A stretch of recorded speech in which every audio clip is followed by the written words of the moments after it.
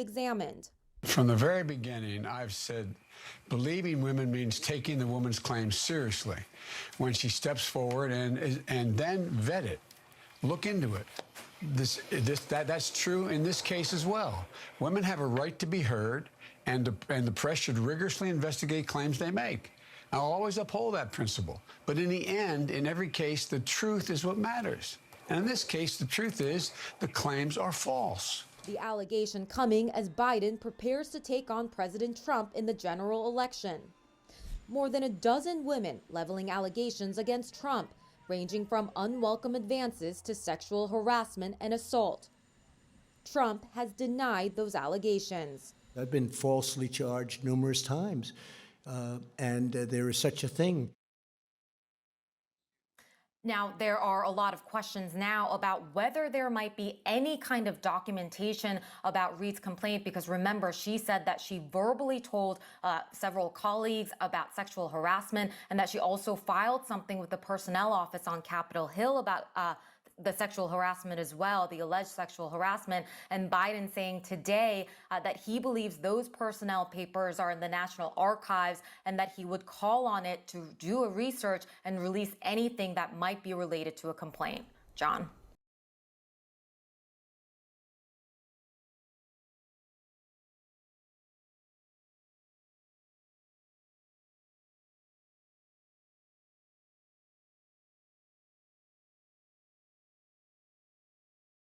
Is part of today's political discussion. CNN national political correspondent MJ Lee joining us now. So MJ, tell us how this video could relate to a sexual assault allegation made against Joe Biden dating to that time when he was a senator. And first of all, MJ, can you bring us up to speed on the allegation itself?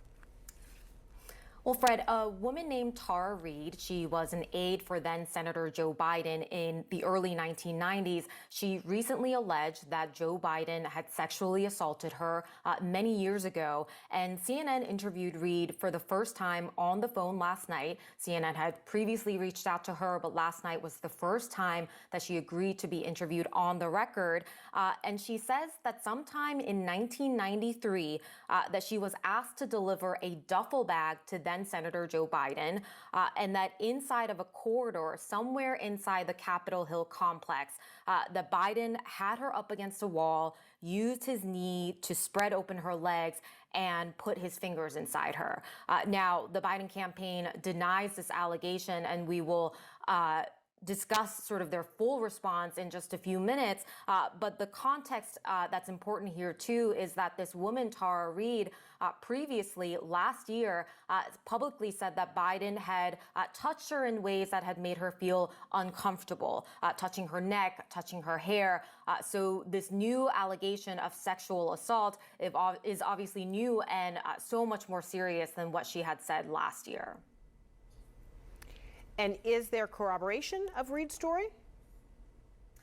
Well, what's important is that several media outlets, including the New York Times, the Washington Post, they have done some extensive reporting on this allegation and story. And the New York Times says that they spoke with a friend of Reade's who told the Times that Reade told her about this alleged assault at the time that it happened. They also spoke with a second friend who says that Reade told her in 2008 about Biden touching her inappropriately. The Washington Post also spoke with Tara Reade's brother, who initially told the Post, quote, "I heard that there was a gym bag incident and that he was inappropriate. I remember her telling me he said she was nothing to him."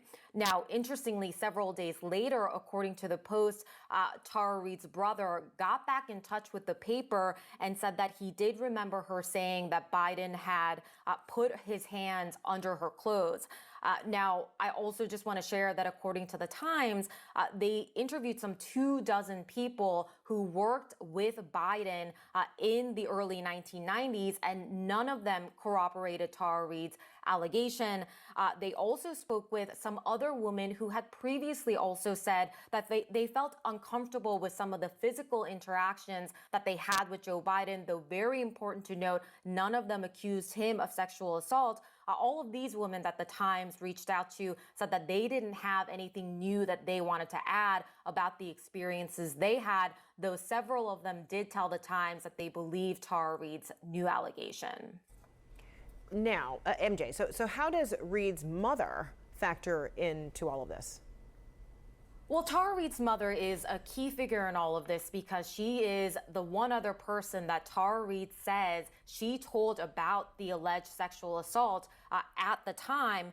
Now, she died a few years ago, so she is not somebody who can speak and corroborate any part of this story now.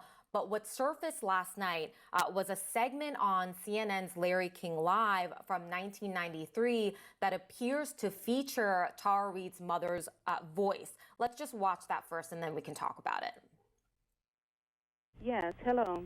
I'm wondering what a staffer would do besides go to the press in Washington. My daughter has just left there after working for a prominent senator and could not get through with her problems at all. And the only thing she could have done was go to the press, and she chose not to do it out of respect for him. Or she had a story to tell, but out of respect for the person she worked for, she didn't tell it. That's true.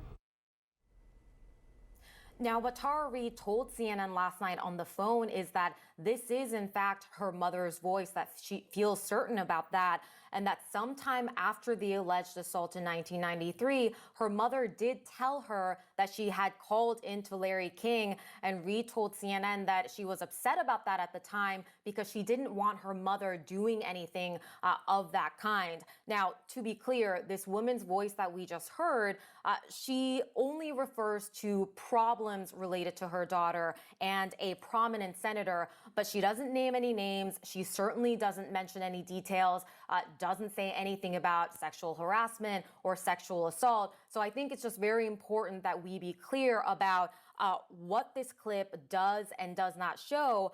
It does seem to suggest that Tara Reade did share something with her mother that she found troubling about her experience of working with a senator. And then is there a response coming from the Biden campaign? So the Biden campaign is not commenting on this Larry King Live segment that surfaced last night, but they did previously share statements denying the sexual assault allegation. I first want to read a statement from Kate Bedingfield, the deputy campaign manager. She says, Vice President Biden has dedicated his public life to changing the culture and the laws around violence against women. He authored and fought for the passage and reauthorization of the landmark Violence Against Women Act. He firmly believes that women have a right to be heard and heard respectfully. Such claims should also be diligently reviewed by an independent press. What is clear about this claim? It is untrue. This absolutely did not happen. Now, the other statement that the campaign also shared with CNN is from Marianne Baker. She was the executive assistant for Biden in the 1980s and 1990s when Biden was a senator. She is the woman that Reade told the Times she had complained to, in addition to two other aides at Biden's office. So let me just read Baker's statement.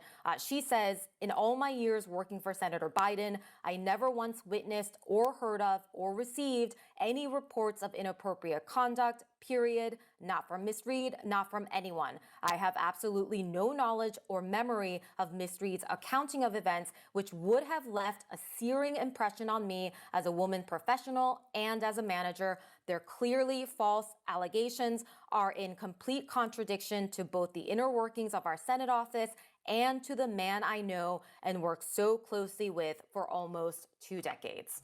Fred. All right, MJ Lee, thank you so much for that.